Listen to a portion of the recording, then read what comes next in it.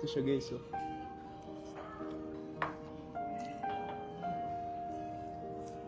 Grabe. Today guys, nandito tayo sa Du Xiaoye dito sa SM North Branch. Guys, nagsiserve sila dito ng iba't ibang klaseng authentic Taiwanese foods. Guys, yung Danzi noodles nila dito at yung Xiaolongbao nila dito, original recipe pa from 1895. Tara guys, mukbang na tayo. Ang first nating titikman is yung kanilang salt and pepper pork chop. Yung kanilang Sakura shrimp fried rice.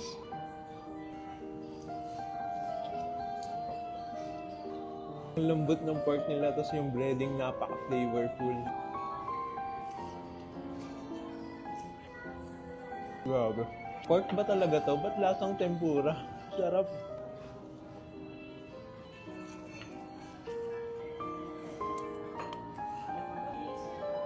Napaka-flavorful. Kahit wala kang ulam, mapaparami ka.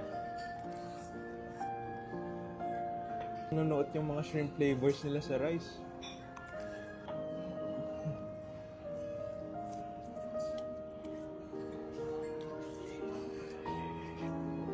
Grabe, lahat ng flavors nila dito is well-balanced, hindi ganun kaalat. Ang next naman natin titikman is yung kanilang Dazi noodles. Ito yung recipe nila na since 1895 pa. Tara, tikman natin.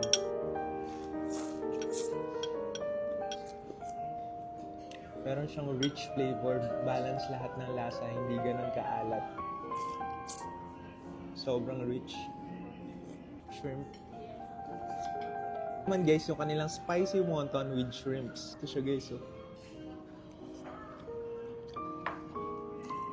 Grabe. Masarap ng sauce niya, merong kick ng anghang. Tapos yung feelings niya sa loob, grabe. Punong-puno ng flavors ng shrimp. Sabayan natin ng vegetable stir-fried noodles. Grabe. Grabe, punong-puno din ng flavors to.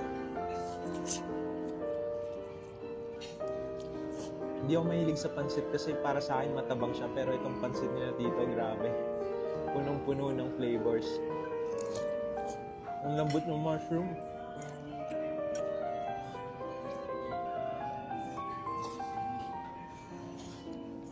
Meron din silang milk tea dito. Ito yung kanilang winter melon milk tea.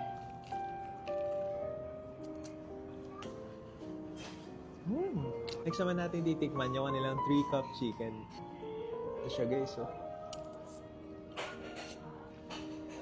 Wow, sarap.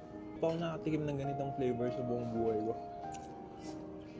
And kahit lean meat siya, grabe yung texture niya, malambot. Compare ko yung texture niya sa sausage, medyo may snap siya pag ninungunya mo.